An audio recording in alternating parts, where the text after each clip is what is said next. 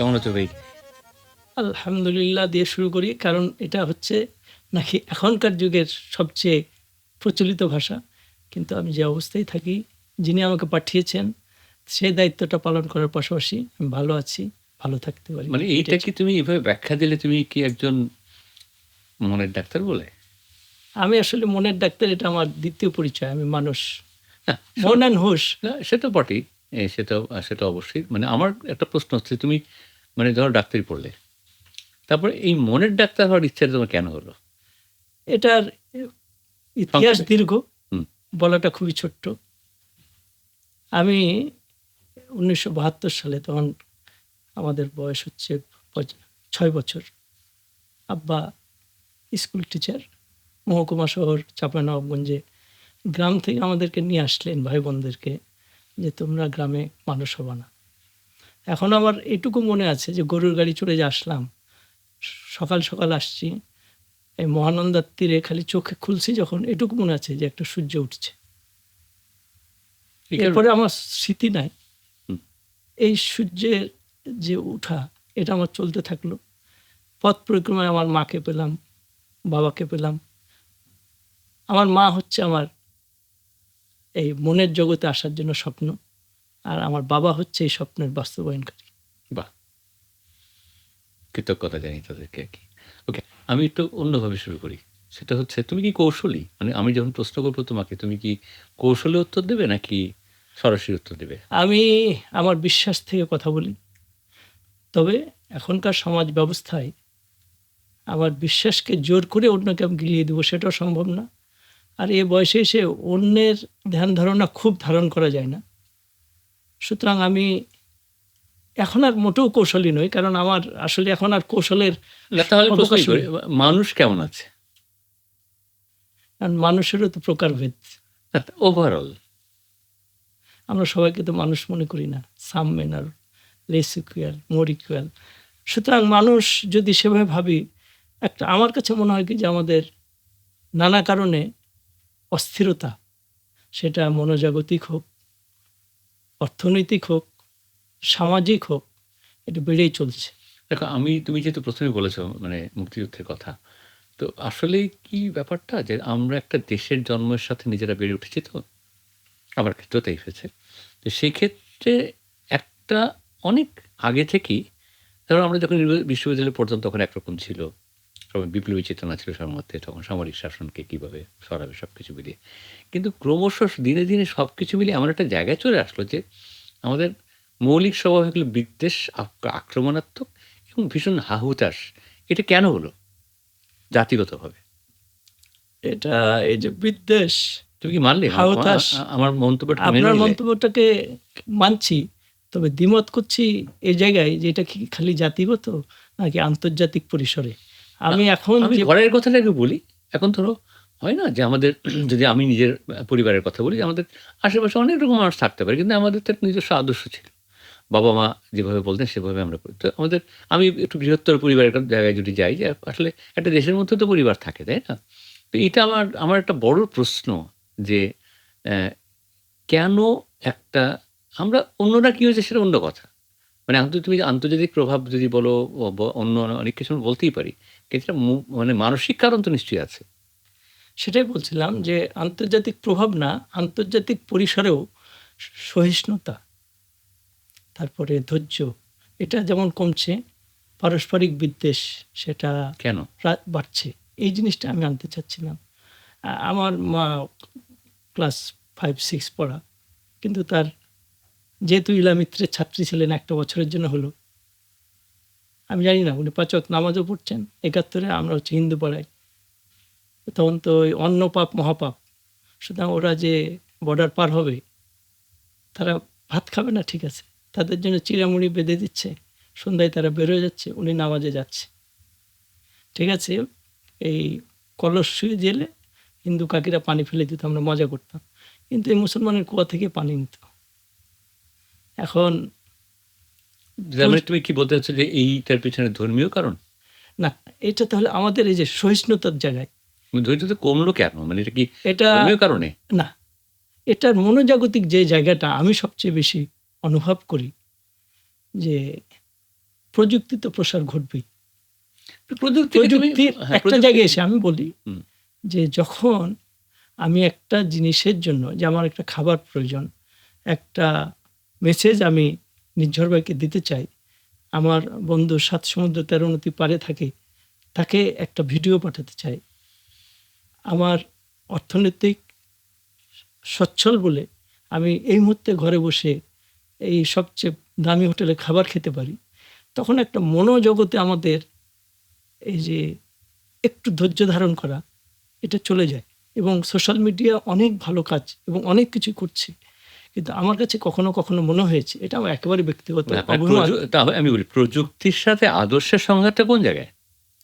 আদর্শ একটা বড় জায়গায় আমাদের নষ্ট ঠিক না, পরিবর্তন হয়েছে। যারা আমার চেয়ে আজকে ১৫-২০ বছরের ছোট, ৩০ বছরের ছোট তাদেরকে যখন বলি কি যে একটা এই ৯০ সালের আগে সাদা কালোর প্রভেদের জন্য কিছু মানুষ কিছু জায়গায় ঢুকতে পারত না এই পৃথিবীতে। কিছু দেশ খেলায় অংশগ্রহণ করতে পারেনি। যখন আমরা বলছি কি যে কেবলমাত্র সাধারণ মানুষের অধিকারের জন্য হাজার, হাজার তরুণ তাদের প্রাণ দিয়েছে, তাদেরকে তাদের কাছে এটা কেমন যেন একটা গল্পের মতো। এই রূপকথার গল্প। কিন্তু এখন যে একটা আদর্শগত দিক সেটা দেশের জন্য, ব্যক্তির জন্য, সমাজের জন্য সেটা কোথায় যেন একটা জায়গায় বাধা পড়ছে ব্যক্তি স্বার্থের কাছে। এখানকার আমার যেটা খুব মনে পড়ে আব্রাহাম মাসলোর একটা থিওরি আছে যে মোটিভেশন কি আমাকে চালিত করবে। অনেকে অনেকভাবে বলেছে আমার নিড প্রয়োজনের উপর চাহিদার উপর। মানুষ প্রথমে চায় যে তার ফিজিওলজিক্যাল নিড অন্ন, বস্ত্র, বাসস্থান, শিক্ষা, চিকিৎসা। এরপরে চায় একটা নিরাপত্তা। এরপরে আস্তে, আস্তে ধাপে, ধাপে ক্রমান্বয়ে আপনার মতো যারা সৃষ্টিশীল তারা একটা সৃষ্টি করছে এবং অ্যাস্থেটিক একটা নিড আসে। কিন্তু এখন আমাদের দেশের ক্ষেত্রে আমি বলতে পারি এমন একটা পরিবেশ পরিস্থিতি হয়েছে যে আমাদের ফিজিওলজিক্যাল বা এই যে প্রাথমিক যে চাহিদা সেটা যাদের পূরণ হয়েছেও তারা এই গ্রিড বা বেশি চাহিদার কারণেই হোক বা আপাত অনিরাপত্তার কারণে হোক এমনভাবে সম্পদ জমানোর দিকে না কিন্তু চাহিদার সাথে অন্য মানুষের জিনিস লুট করে নেওয়ার তো একটা বিশাল পার্থক্য আছে না? বা চাহিদা আমার থাকতেই পারে। চাহিদা আমি ন্যায় অন্যায় ঠিক আছে ওটা তো অন্যদিকে যাচ্ছি। কিন্তু আমি লুট করে নেব, আমি ব্যাংকের লোন নিয়ে আমি খেয়ে ফেলবো, আরেকজনেরটাকে আমি নিয়ে নিবো। এই আগ্রাসী মনোভাবটা এবং মনে হয় না যে আমি যেমন একটা উদাহরণ সবাইকে দেই। বিশেষ করে আমি যেমন ওই যে তোমার বুফে ব্রেকফাস্টে গেলে খুব খেয়াল করি যে মানুষ প্রচন্ডভাবে মানে সব খাবার নিয়ে নিতে চায়। নিজের পাতে সবটা নিয়ে নেয়। এই যে অ্যাটিটিউডটা ধরো যে আগ্রাসী মনোভাব, লালসার মধ্যে থাকা, এটা তো মূল একটা বিরাট সমস্যা হয়ে গেল। অবশ্যই এবং সেটার মধ্যে কনসিডারেশন নেই যে আমি এটা নিজের নাকি কার, আমি নিয়ে নেবো এটা। হ্যাঁ? এই যে আপনি এত সুন্দর একটা উদাহরণ দিলেন আগেকার যুগে কিংবা এখনো পাশের লোকটাকে আমরা আগে তুলে দিই বাড়িতে হোক একটা অপরিচিত যে দাওয়াতে গেল কিন্তু এই চেঞ্জটা কেন হলো?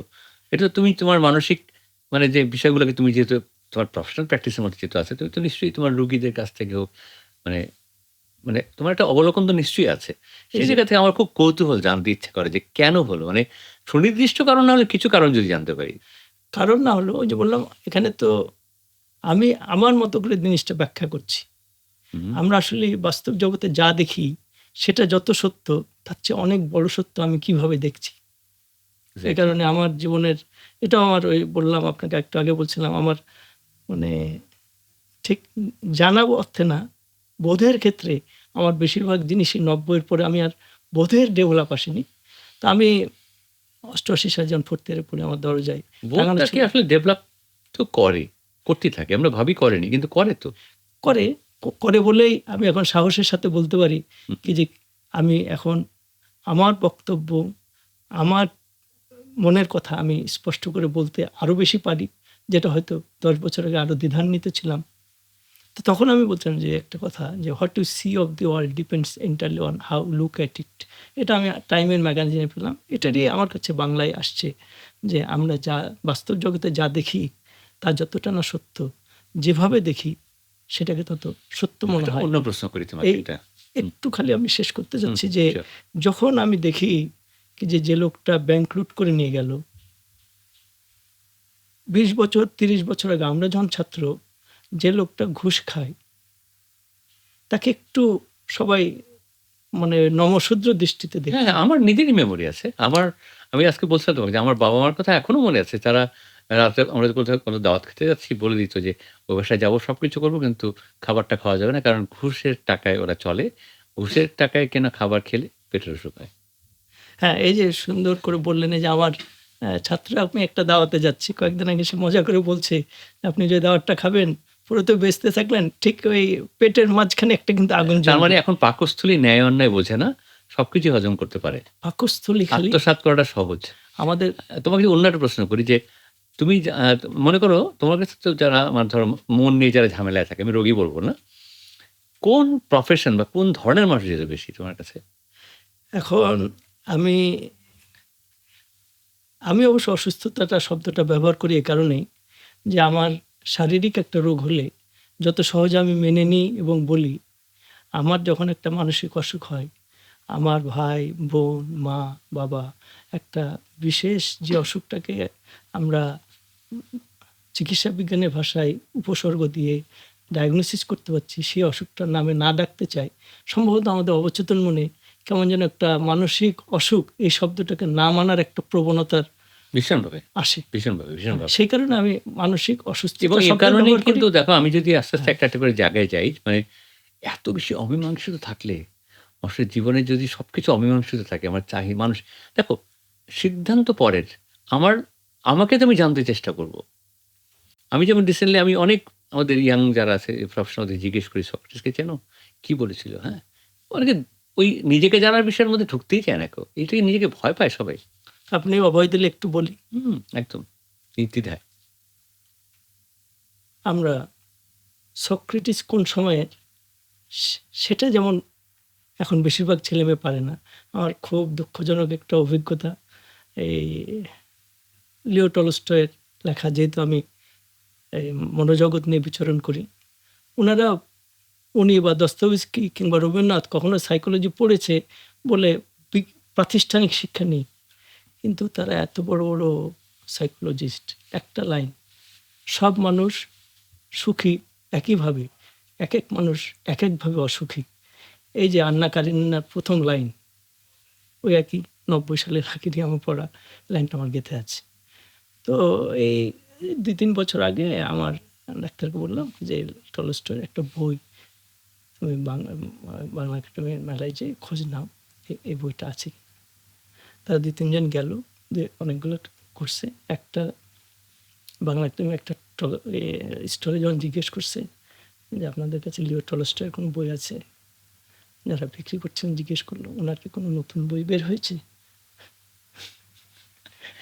তো সেই, সেই। এখন এই যে ডায়োজেনেসিস বা সক্রেটিস বা প্লেটো এই নামগুলো এই যে বেঁচে থাকার কথা বললেন। কিছু মানুষ চলে গেলেও বেঁচে থাকবে। কিন্তু এখনকার যে প্রজন্ম বা এখন যে সমাজ ব্যবস্থায় পুঁজির যে বিকাশ, এখন পৃথিবীর ১০ জন ধনী ব্যক্তির নাম অবলীলায় আমাদের ছেলেমেয়েরা বলতে পারছে। না আমি কিন্তু আমাকে ২ জন ভালো লেখক হুম, হুম। যার বই গতবার পুরস্কার পেয়েছে, এই নামটা বলতে পারছে না। না তাহলে পরে মানে আমি ব্যাপারটা ওখানে একটা কিন্তু বড় জায়গা যেখানে আপনি বলছিলেন যে কেন আমরা এই আদর্শ থেকে এখন হচ্ছে অ্যাচিভমেন্ট অর্থই আদর্শ। না মানে তার মানে বলিতে পারি। এখন হচ্ছে অ্যাচিভমেন্ট ওটা একটা মাপকাঠি হয়ে গেছে যে আমাকে অ্যাচিভ করতে হবে র‍্যাট রেসের মধ্যে কোনো না তুমি এটা পুঁজির বলো, প্রভাব বলো, যেকোনো জিনিসই বলো না কেন। দেখেন এটা দিনে, দিনে হয়েছে। একদিনে তো হয়নি। আর দেখো আমি বিশ্বাস করি যে আসলে মানুষ টপকে, টপকে যায় না। একটা প্রজন্ম যা করে তার পরের প্রজন্ম কিছু না কিছু দেখে। দায়টা কাউকে না কাউকে নিতেই হবে। আজকে আমার পারিবারিকভাবে যদি চিন্তা করি, কাউকে না কাউকে দায় নিতে হবে। আমাকেও যদি কিছুটা দায় নিতে আমি নেব। আমার পরের জেনারেশন তাকেও দায় নিতে হবে। আমার প্রশ্নটা অন্য জায়গায় যে দেখো আমরা কিন্তু অভিযোগ করেই গেলাম এবং অনেক কিছু অস্বীকার করে গেলাম। এটা আমার বাংলাদেশের ব্যাপারে যেটা মনে হয় যে আসলে একটা ট্রুথ থাকে কিন্তু এক্সিস্টেন্স এর। অস্তিত্বের সত্য বলে একটা ব্যাপার থাকে। সেই জায়গায় যারা বুদ্ধিবৃত্তির চর্চা করে, আমি কোনো পলিটিক্যাল পাওয়ার বা অন্য কিছু কথা বলছি মানে একটা ট্রুথফুল এক্সিস্টেন্স তো থাকবে। সত্য বলার শক্তিটা তো থাকবে। সেই জায়গায় যদি আমি জাজমেন্ট করি, যেমন তুমি জেনারেশনের কথা বললে। জেনারেশন কি আসলে? একটা মানুষ অল্প বয়সের। তা তো না। সে কি দেখে শিখছে? তাকে দেখালে তো সে শিখবে। তো আমি ওইজন্যই বললাম যে আসলে এখানে দেখো অনেকগুলো ব্যাপার। কেউ বলছে ধর্মের যুক্তি দিচ্ছে, কেউ বলছে পুঁজির কথা বলছে, কেউ বলছে দায়িত্বহীনতার কথা বলছে, কেউ হচ্ছে পলিটিক্যাল কালচারের কথা বলছে, কিন্তু আসল জায়গায় যদি আমি যাই, একদম ঢুকে যদি যাই, যে ধরো পরিবারগুলো থেকে জন্ম তো দিচ্ছে প্রথমে পরিবারে। বাবা মা তো সন্তানের খারাপ চাইবে না, সে যতই বাবা মাই হোক না কেন। তাদের তো একটা মানসিক পরিবর্তন নিশ্চয়ই হয়েছে। তা না হলে সেখান থেকে বাচ্চাদের এরকম একটা পরিবর্তন হচ্ছে কেন? তারা কি ফ্যামিলি থেকে ইনফ্লুয়েন্স পাচ্ছে নাকি বাইরে থেকে পাচ্ছে? সেই পরিবর্তন তো আপনিই তুলে ধরলেন যে আমার বাবাও শিক্ষক ছিলেন এবং আমি খুব গর্বিত। তো এই যে বললেন কি যে ওই লোকটার বাড়িতে আমরা যাব কিন্তু খাবো না। এখন কিন্তু ধর্মীয় বিশ্বাস এটা না, আমি না, মনে না, করি এটা এটা হ্যাঁ, আমাদের হ্যাঁ, সংস্কৃতির অংশ ছিল। সংস্কৃতি বলতে আমরা ওই খালি গান বাজনা না, যে আমাদের মানে সোশ্যাল প্র্যাকটিস, বিশ্বাস সোশ্যাল যের প্র্যাকটিস। মধ্যে দিয়ে আমরা বড় হচ্ছি। এখন যে বললেন যে পরিবার থেকে শিখবে, যেই পরিবারে এই ধরনের সচ্ছলতা বিরাজমান, যেখানে ওই যে আমার টাকা আর তার ঘুষের টাকার মধ্যে পার্থক্য হয়ে যায়, সেখানে আমি যতই পুঁথিগতভাবে তো শিখাই যে নো দাই সেলফ, সত্যই চরম সত্য, এটা কখনো তাহলে তো আমার আমাদের অন্তর্গত না আসবে না। দেখো, তার মানে যদি ন্যায়মানের পার্থক্যটা যদি নাই কোনোদিন প্রতিষ্ঠিত হয়, তাহলে তো পৃথিবীতে আর ভবিষ্যৎ বলে কিছু নাই তো আসলে। প্রতিষ্ঠিত হচ্ছে না তা না, বেশিরভাগ অংশ বা ওই গড্ডালিকা প্রবাহ, সংখ্যাগরিষ্ঠ এটা চলে যাচ্ছে। সংখ্যাগরিষ্ঠতা হয়ে যাচ্ছে, যে কারণে এখন আমি একটু সৎভাবে চলি, আমার চেয়ে যারা ছাত্র তারা অর্থনৈতিকভাবে সচ্ছল, এটাতে অনেকে একটু একটু নিজেকে ভাবে কি যে দুর্বল। এটা আমি কিন্তু এটা আমার করি মনে না। হয় যে একটা কিন্তু জিনিস একটা সময় ছিল, ধরো যেহেতু আমরা যেহেতু যেহেতু ক্যাডেট কলেজে পড়েছি, আমার আমার যেটা মনে হয়েছে যে একটা স্বাধীন সত্তা ছিল সবার মধ্যে, স্বাধীন চিন্তা শক্তি ছিল। আমি মানে এটা কোন একটা জায়গায় গিয়ে মানে হোঁচট খেয়ে যাচ্ছে। এই স্বাধীন সত্তাটা থাকলে তো আসলে আমি মানে থাকে না যে আমাকে একজন কেউ কোনো কারণে শাসন করছে। ধরো আমি যদি কোনো একটা অফিসের কথা বলি বা কোনো একটা উদ্যোগের কথা বলি, মানে ব্যবসায়ী একটা উদ্যোগ নিয়েছে, ধরো তুমি একটা হসপিটালে তোমাকে বললো তুমি কাজ করো এখানে। সে তো প্রফিট চাইবেই, খুবই স্বাভাবিক। কিন্তু প্রফিট করতে হলে অন্যায় করে করতে হবে, এটা তো হতে পারে না। মানে গুড প্র্যাকটিস করে তো আসলে প্রফিট করা যায়। এই জায়গাটা আপনাকে বলছিলাম যে আগে ছিল যে আমি একটা ধৈর্য সহকারে ধীরে উঠবো। এখন হচ্ছে মানে কি এটা যে প্রক্রিয়ার মধ্য দিয়ে। প্রক্রিয়া সিঁড়ি বেয়ে উঠবো। আর সিঁড়িটা লিফটে পরিণত হয়ে গেছে। আবার লিফটেরও স্পিড আছে। যার যে সুযোগ পাচ্ছে। আর আমি যখন বলছি কি যে না তোমরা এইভাবে চলো বা এটা, তো বলছে আসলে ও সুযোগ পায়নি তো। তুমি এটা হয়তো এভাবে মানসিক রোগ বলছে। মনে করো এটাকে? না, এটা এটা কি? অসুস্থতা না। এটা কি? কারণ আমরা যদি এটাকে রোগ বলি, রোগ যখন আমি বলছি আমার ক্যান্সার হয়েছে, তখন বুঝায় যে একটা অসুখ, যার চিকিৎসা করতে হবে ডাক্তারি ভাষায়। কিন্তু মানসিকভাবে আমার যেটা উচিত সেটা না করে অনুচিত কাজ করতে থাকলে অসুস্থতা না এটা এটা? রোগ না। এটা হলো আমাদের মনোবৈকল্য, একটা আমাদের বৈশিষ্ট্যের মধ্যে পড়ে যাচ্ছে, যেটা মনোবৈকল্য তো অসুস্থতায়। না, অসুস্থতা সেটাই, যেটা আমি আগে বলছিলাম যে কতগুলো স্পেসিফিক ক্রাইটেরিয়া। যেমন আমি একটা রোগীর উদাহরণ দিচ্ছিলাম, তার আপনাকে যে একটা গরিব মহিলা রাস্তায় তার প্রসব হয়ে গেল, তাকে পরে বলা হচ্ছে মানসিক রোগী, কিন্তু আসলে তিনি রোগী না। আমরা খুব ভালো করে জানি, কিন্তু তার হয়তো দুই একটা আচরণে মনে হয়েছে যে আমরা এই যে জাম্প করে একটা ডিসিশনে যাই, এটা তো একটা আমাদের আছে, এবং এই কারণে দুটো শব্দই আছে, টাইপ অন থিঙ্কিং। না, এটা ডিসিশন না। আমি প্রশ্ন করছি তোমাকে যে মনোবৈকল্য মানে আমার যেটা উচিত করা, মানে মানসিকভাবে সুস্থতা আমরা যাকে মনে করি যে আমি লুট করব না, আমি চুরি করব না, আমার একটা বিবেচনাবোধ থাকবে। স্বাভাবিক যেটা স্বাভাবিক আচরণ যেটা হয়, এর বাইরে গেলে তো এটা অবশ্যই মানসিক অসুস্থতা। এখন আমি যে যদি চরিত্রের এটা মধ্যে না বড় বলি, হচ্ছি, না বলি তাহলে তো এর কোনো সলিউশন হবে না কখনো। না বলছে, কিন্তু যে বেড়ে উঠেছে ওটার মধ্যেই।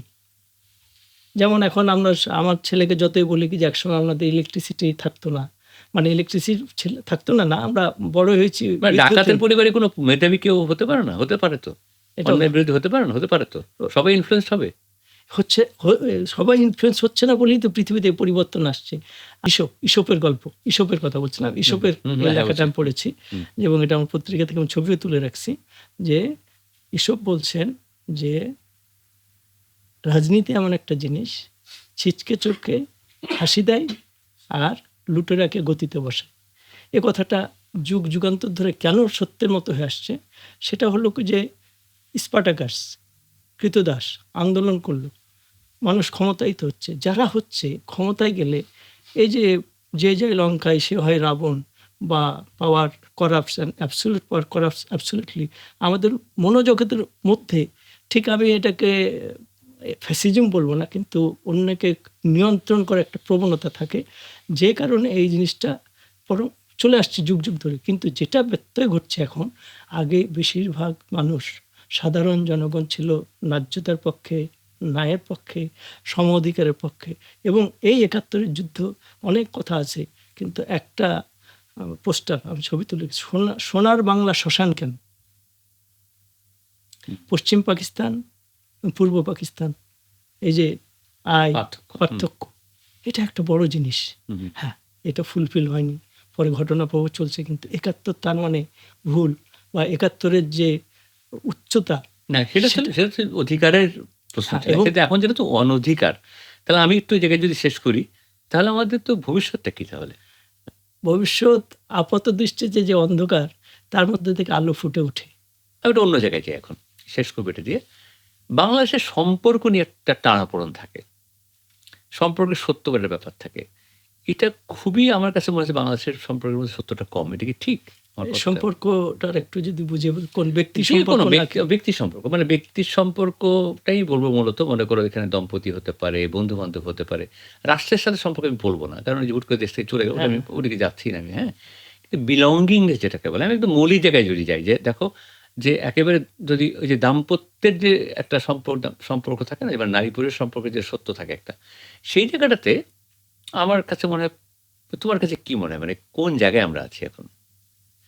এখন এই সম্পর্কটা তো আসলে ব্যক্তি ভ্যারি করে, কিন্তু অ্যাজ এ হোল একটা তো, মানে ওই যে প্রথমে বলেছি ফিজিওলজিক্যাল নিডের পরে সেফটি, নিরাপত্তাহীনতা।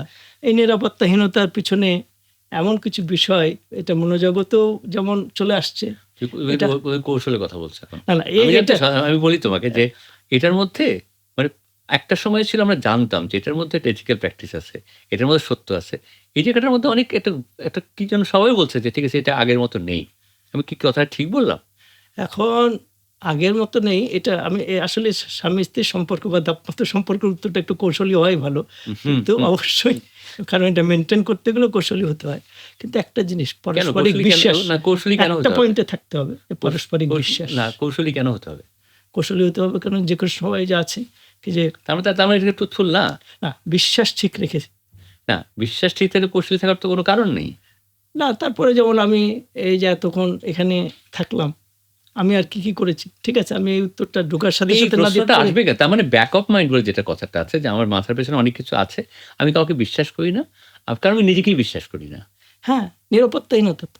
এটা তো একদিনে হয়নি। না, এইটা আসছে এই যে ঘটনা প্রবাহ, গত এটা আমার কাছে মনে হচ্ছে ২০-২৫ বছরের যে ঘটনা প্রবাহ, তাতে বিশ্বাসের বন্ডেজ, অন্য বন্ডেজগুলো বেড়েছে। আমাদের এখন আবেগের যে প্রকাশ, সোশ্যাল মিডিয়ায় আমার সহধর্মিণীর সাথে ছবি দিচ্ছি, সেই যত বেশি বেগে আমাদের আবেগ প্রবাহিত হচ্ছে, তাতে সেটাকে আমি অনেক সময় বলি এটা ইমোশন না, ইমোশন। আগে আমরা বলতাম মেল, চিঠি পাঠাতাম ৫ দিন পর বাড়িতে চিঠি পড়তো, এখন ইমেল, ইট টেক্স সেকেন্ড। সুতরাং এখন আমাদের আবেগের প্রভাবটা ইমোশনের মতো হয়ে গেছে। একেবারে এত বেগে আবেগ যাচ্ছে যে একটু যে ধীরে সুস্থে যে দুজন বসে একটু সময় কাটাবো, সেই জিনিসটার চেয়ে মনে হচ্ছে কি যে আচ্ছা ও কী করলো, এই কী করলো, আচ্ছা আমি কী করলাম। মানে পারস্পরিক না। পারস্পরিক যে একটা যেটা আমরা বলি সিনক্রনি, পারস্পরিক বলি, বা ধরো বোঝাপড়া বলি, বা যেটাই বলি, হ্যাঁ, সমান্তরালভাবে জীবন চালানো জীবন। তার মানে একটা কালচার থেকে দেখো, একদিকে সোসাইটি জেনারেশন নিয়ে নানান রকম কেক কাটার মধ্যে ভাগাভাগি, মানুষের বিভেদ, সবকিছু মিলিয়ে আমার কাছে যেটা মনে হয়, আমি কেন তোমার সাথে কথা বলতে চাইলাম, কারণ খুবই স্বাভাবিক, আমি কিন্তু আমার সহকর্মীরা সবই খুবই তরুণ, ওদের জন্য বেশ মায়া লাগে, উপায় খুঁজে বের করার চেষ্টা করি, বোঝার চেষ্টা করি মানুষকে। এবং এই যে তোমাকে আজকে যেটুকু কথা হলো, এরপর হয়তো তোমাকে আরেকদিন আমি আরও স্পেসিফিকভাবে তোমাকে জানতে চাইবো। কারণটা কি, আমার যেটা মনে হচ্ছে তোমার কাছ থেকে আসলে তুই কৌশলী, কিন্তু আমি মানে কেস হিস্ট্রি হিসেবে ধরে আমি একটু জিজ্ঞেস করবো তোমাকে। কারণটা কি, দেখো যারা শুনবে, বা হয়তো কারো কিছুই হবে না, কিন্তু কোনো জায়গাতে আমার কাছে মনে হয় যে আসলে মানুষের যে মেন্টাল সাপোর্ট বলে যে বিষয়টা থাকে, এটা তো অন্য কেউ দিতে পারে না, নিজেকেই নিতে হয়। ওই জায়গাটাতে মনে হচ্ছে যে কনফিডেন্সটা কমে গেছে। কনফিডেন্সটা কমে এমন জায়গায় চলে গেছে, সেটা স্বাস্থ্যগত কনফিডেন্স, সম্পর্কের কনফিডেন্স, এক্সিস্টেন্স, বিশ্বাসের কনফিডেন্স, একটা দেশের মানে নাগরিক হওয়ার কনফিডেন্স, সব সার্বিকভাবে কনফিডেন্সটা কমে গেলে তখন কি হয়, সবকিছু একটা নিচেতেই যেতে থাকে। সেইটাকে আমার মনে হচ্ছে যে সেটাকে কেউ না কেউ কোনো একটা জায়গাতে নিশ্চয়ই ভাবছে যে ডায়াগনোসিস তোমরা যেটাকে বলো, যে এই কারণগুলি স্পেসিফিক কারণে হচ্ছে এটা। আমরা ঢালাওভাবে বলতেই পারি নানান রকম জিনিসপত্র। তো আমি সেই জায়গা থেকে তোমাকে একটু এটাই তোমার কাছে শেষ প্রশ্ন যে তুমি কি বলবে? মানে এই সামগ্রিক ব্যাপারটা নিয়ে শেষ যদি করি আমরা, তুমি কি বলবে? আমি এটা তো খুবই মানে মাত্রার দিক থেকে অনেক বড় প্রশ্ন। কারণ এখানে সমাজ আসতেছে, মানুষের মন আসছে, আমাদের সংস্কৃতির মধ্যে পরিবর্তন আসছে। আমি সারাদিন ধরে যে নাটকগুলো দেখছি বা আমাদের ঘরের মানুষরা যা দেখছে সেখানে এই কেবলমাত্র অবিশ্বাস, এইগুলো দ্বন্দ্বেরই নাটক। তার সাথে অনেক কিছু আমাদের অবচেতন মনকে প্রভাবিত করে। বাইরে দেখছি কি যে যারা উম অসৎ উপায়ে টাকা উপার্জন করে এত সচ্ছল জীবনযাপন করছে, তারা যখন একটা পর্যায়ে মনে হয় বিচার, এই যে হয় না, সামাজিকভাবে বিচার হয় না, রাষ্ট্রীয়ভাবে হয় না, তখন এক ধরনের হতাশা আছে। কিন্তু এর মধ্যে থেকে মানুষ জেগে ওঠে এবং কোথাও না কোথাও দেখা যাচ্ছে কিছু, কিছু মানুষ যেমন আপনি একটা শক্তি হয়ে আসছে এবং এই যে ৩০ এর নিচের জেনারেশন যারা হচ্ছে ময়দার মতো, এটা দিয়ে আমি এখন কি বানাবো? রুটি বানাবো, কেক বানাবো, আমি পারি। তাদেরকে সেই গাইডলাইনটা দিচ্ছে যা তাদের চেতনাকে বিস্তৃত করবে। আমি একটা কথা বলি, আমি এভারেস্টের চূড়া খুবই ভালো, অনেক উঁচু। কিন্তু চাচ্ছি আমি এই মালভূমি পছন্দ করি, যা বিস্তৃত হবে, অনেককে আমি অ্যাকোমোডেট করতে পারবো। এটা আমার ব্যক্তিগত ভিউ। আর সবশেষে যেটা বলি কি যে, আমার একটা সেই ৯০ এর আগের কথা যে, আমাদের জীবন একটা, কিন্তু যাপন করতে হয় অনেকগুলো জীবন। এক মানুষের মধ্যে অনেক মানুষের বাস। যদি আমার জীবনটাকে এই অনেক এম ইন লাইফ লিখছি, আমার ছেলেকেও বলেছি, যদি এটা করতে পারো, the main aim of your life is to bring light to others' life. এটা ধরে রেখে আগানোর চেষ্টা করো। পড়তে, পড়তে এটার উঠে জন্য দাঁড়াও। একটা আলাদা মোটিভেশন লাগে এবং আমি যেটা মনে করি যে আসলে ধরো ধর্মীয় চর্চা হোক, সাংস্কৃতিক চর্চা হোক, সব তো পার্ট একদম। নিজের বিশ্বাসের চর্চা বলি, আমাদের যে পারিবারিক যে চর্চা সেটা হোক, আমাদের শিক্ষা প্রতিষ্ঠানের যে চর্চা হোক, সার্বিকভাবে আমার কাছে মনে হচ্ছে যে আসলে শুভবুদ্ধির উদয় তো হতেই হবে। নাহলে তো উপায় নেই কোনো। এবং সেই জায়গাটাতে এসে কোন একটা জায়গাতে আমার একটা কিউরিওসিটি থেকেই গেল তোমার কাছে। যদিও আমরা কিছুক্ষণ কথা বললাম। কিন্তু আমার আরো অনেকগুলো প্রশ্ন জাগলো যে সেই কৌতূহল থেকে তোমাকে আবারও ডাকবো, আবার প্রশ্ন করব তোমাকে। কারণটা আমার মনে হচ্ছে যে আসলে কোন জায়গা থেকে আমরা শুরু করব? এবং কোথায় মানে একটা জায়গা তো থাকে। তুমি যখন তোমার চেম্বারে কোনো রোগী আগে যখন আসতো, তুমি তখন নিশ্চয়ই তার ডায়াগনোসিস করতে, একটা প্রেসক্রিপশন লিখে দিতে। সেই জায়গা থেকে তোমার সর্বশেষ প্রেসক্রিপশন একটু আগে যেটা বললে তুমি, সেটা তো এমনি, এমনি হবে না। তাই না? কখনোই হবে না। তাহলে কি এটা ব্যাপারটা এরকম হবে যে কেউ একজন মহামানব আসবেন, তিনি এসে মানুষকে মানে মোটিভেট করবেন? না, অথবা এটা স্তরে, স্তরে বিভিন্ন এটা আমার মানুষের পদ্ধতি হবে এবং তারা জেগে উঠবে। না, ব্যাপারটা কি না, এরকম? না, না। কোনটা? অলরেডি চলছে। আপনি যে হতাশা দিয়ে আনছেন, আপনার মতো আরো কিছু লোক করছে। এই যে আমি একটা সময় ওষুধ লিখে ছেড়ে দিলাম। এখন মানুষের সাথে কথা বলছি। আমার চেতনা বলেছে যে আমি মানুষকে জানতে চাই। আমি গ্রামে, এটা আমি বেশ অনেক বছর থেকে যে সেই মানুষগুলোর সাথে কথা বলি, যাদের মধ্যে এসএসসি পাস নাই বললে চলে এবং আমার বলা আছে যারা কেবলমাত্র মানসিক সমস্যা নিয়ে সাফার করেন তারাই আসবেন এবং আমি কোনো চিকিৎসা দিচ্ছি না। কোথায় চিকিৎসা পাবেন? বিজ্ঞানসম্মত ধারণা দেওয়া। ওখানে আমি দেখি মানুষ যদি সেবা পায়, পরামর্শ পায়, যা তাকে লং রানে ভালো লাগবে, মানুষ আসে। এবং এই করার প্র্যাকটিসটা আমাদের সব প্রজন্মই করছে। কিন্তু ওই যে বললাম যে সামাজিক, রাজনৈতিক, ক্ষমতাশালীরা করছে অর্থনৈতিক না। চাপের কারণে এটাই। ক্ষমতাশালীরা এবং করছে না। একটা কথা দিয়ে আমি শেষ করতে চাই যে আমরা প্রান্তিক জনগোষ্ঠী বলে একটা শব্দ বলি। কারা প্রান্তিক? যারা দরিদ্র? নাকি যারা যারা 0.1% পিপল, যারা এই 99% সুবিধার কেন্দ্রে যারা থাকে না। হ্যাঁ, তারপরে প্রান্তিক আমরা যদি স্ট্যাটিস্টিক্যালি দেখি, যেখানে গতকালকে পত্রিকায় ছিল প্রতি ৪ জনে ১ জন গরিব। অতি দরিদ্র তো আরো বোধহয় নিচে। কিন্তু তার উপরে less than 1% হচ্ছে 40% সম্পদের অধিকারী, মানে বৃহত্তর সম্পদ। তারা কি প্রান্তিক না? কিন্তু তারা উচ্চ প্রান্তিক। আমরা সেখানে যে আটকে আছি, এই বৈষম্যের যে সংঘাত চলছে না এবং মানুষ আগাচ্ছে না, এই ধারণাটা একেবারে ভুল এবং এটা হঠাৎ করেই সব না, এটা চলমান এবং চলমানেরই একটি ফল এটা। ভবিষ্যতে আরও আসবে। এখন অন্তত কেউ, কেউ অন্তত বলতেছে কি যে আমরা দুর্নীতি বা অন্যায়ের সাথে থাকবো না। এই কথাটাও বলার একটা সময় সম্ভব ছিল না। এটাও একটা এগিয়ে যাওয়া এবং আমি আশাবাদী। ধন্যবাদ তোমাকে। আপনাকেও ধন্যবাদ।